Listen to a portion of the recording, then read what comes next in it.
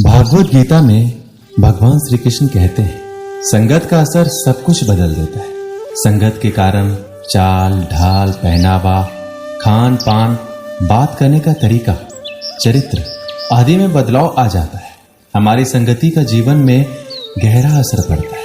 इसलिए संगत अच्छे लोगों का करना चाहिए, जिससे उनकी अच्छाई को हम ग्रहण कर सके। कहते हैं खरबूजा खरबूजे को देखकर रंग बदलता है। इस कहावत का अर्थ है कि संगत का असर हर किसी पर कम या अधिक होता है। संगति से मनुष्य जहां महान बनता है, वहीं बुरी संगति उसका पतन भी करती है। अच्छी संगति पारस के समान है। जिस प्रकार पारस के छूने से लोहा भी सोना बन जाता है, उसी प्रकार संगति के प्रभाव से दुष्ट व्यक्ति भी देवता समान बन जाता है। लेकिन यदि व्यक्ति को बुरी संगति मिलती है तो उसका जीवन नरक हो जाता है। दोस्तों, मैं आपको एक कहानी के माध्यम से बताता हूँ, इसे ध्यान से जरूर सुनिएगा। एक छोटे से गांव में एक लड़का रहता था। वह पढ़ाई में बहुत होशियार था, लेकिन उसकी संगति अच्छी नहीं थी। वह ऐसे दोस्तों के साथ समय बिताता जो सिर्फ मस्ती और आलस में वक्त गुजारते थे। वो लोग हमेशा मजाक करते और पढ़ाई लिखाई से दूर भागते थे। धीरे धीरे वह भी उनकी आदतें अपनाने लगा और उसकी पढ़ाई पर असर पड़ने लगा। पहले जहां सब उसकी तारीफ करते थे, अब उसकी स्थिति बिगड़ने लगी थी। एक दिन उसके पिता ने उसकी बिगड़ती स्थिति को देखा और सोचा कि उसे सही राह पर लाने के लिए कुछ करना होगा। वो उस गांव के ही एक बुजुर्ग के पास ले गए, जिनके पास ज्ञान और अनुभव दोनों ही थे। उस बुजुर्ग ने लड़के से एक बात कही, बेटा, संगत का असर बहुत गहरा होता है। जैसे कोयले के ढेर में रखा हीरा भी काला हो जाता है, वैसे ही अगर तुम गलत संगत में रहोगे तो तुम्हारे जीवन पर बुरा असर पड़ेगा। अगर तुम अच्छे लोगों के साथ रहोगे तो तुम्हारा जीवन भी सकारात्मक और सफल होगा।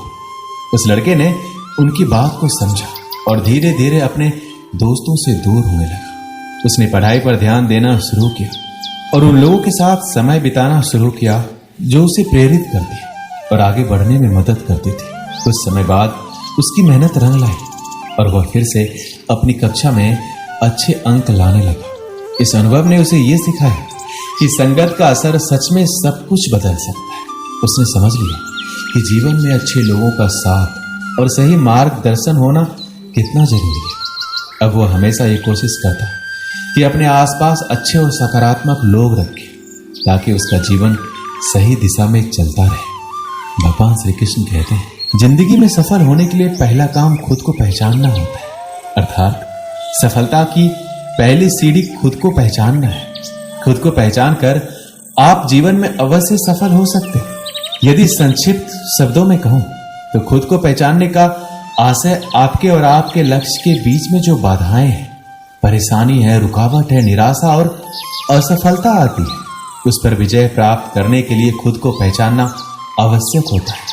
हमें खुद को पहचानने के लिए हमें सबसे पहले अपने आप से बातें करनी होगी।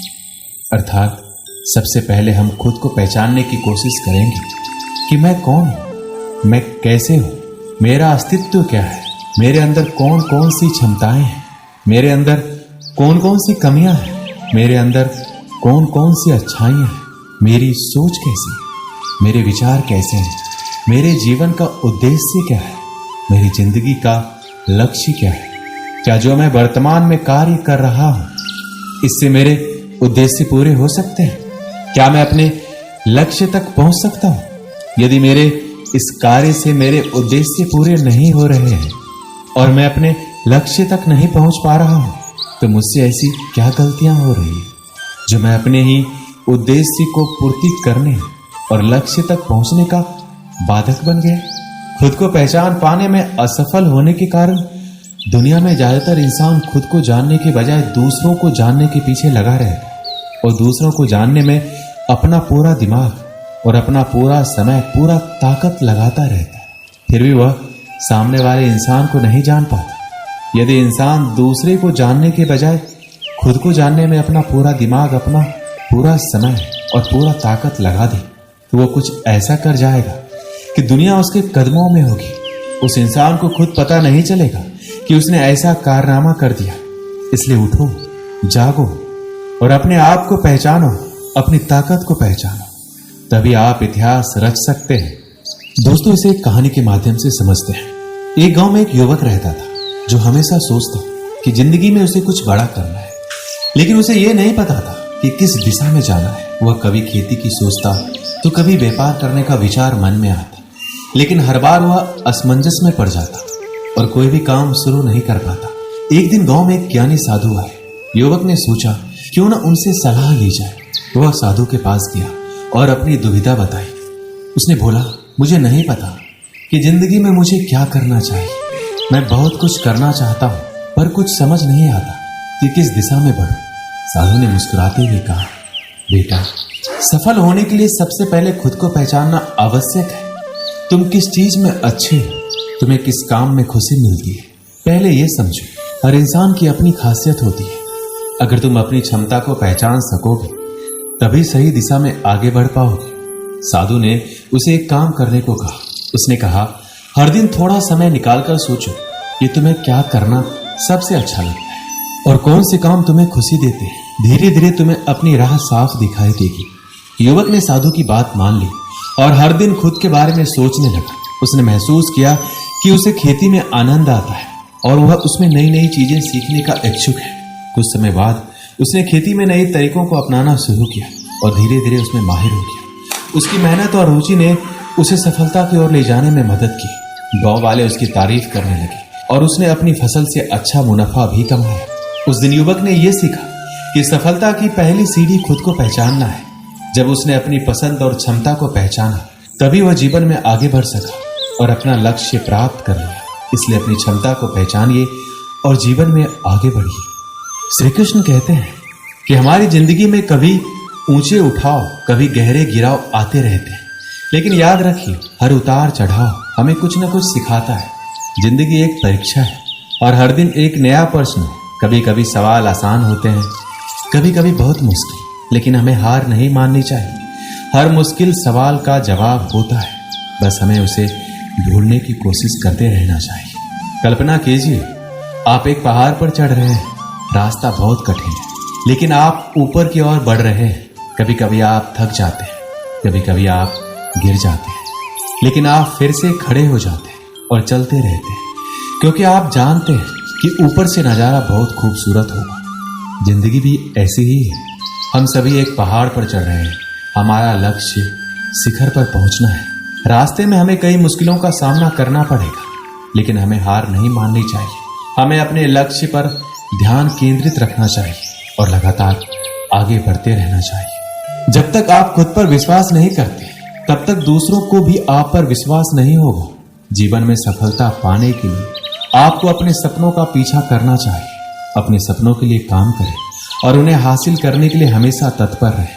आप जितना मेहनत करोगे उतनी ही जल्दी आपके सपने पूरे होंगे। आप अगर खुद पर विश्वास करते हैं तो दुनिया में कुछ भी असंभव नहीं होता।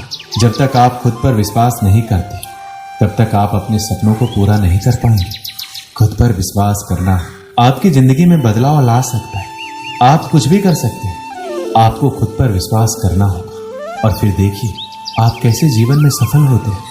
रामायण में ऐसा ही एक प्रसंग है, जब वानर सेना माता सीता की खोजबीन करते हुए समुद्र तट तक पहुंचे। विशाल समुद्र को पार करके लंका जाना कठिन प्रतीत होने लगा। तब अंगद ने कहा, मैं समुद्र के उस पार लंका में तो जा सकता हूं, लेकिन वापस लौटकर आ पाऊंगा, इस पर मुझे संदेह है। अंगद को अपनी क्षमता और योग्यता पर भरोसा नहीं था। तब जामवंत ने हनुमान की उसकी क्षमताओं और शक्तियों को याद दिलाया और कहा कि आप लंका जाकर सीता जी का पता लगाकर आए। हनुमान जी ने पूरे आत्मविश्वास के साथ हामी भरी और कहा, मैं अभी जाता हूं और रावण सहित सभी राक्षसों का संहार करके माता सीता को लेकर आता। तब जामवंत जी ने कहा कि रावण और दूसरे राक्षसों का संहार भगवान राम स्वयं करेंगे।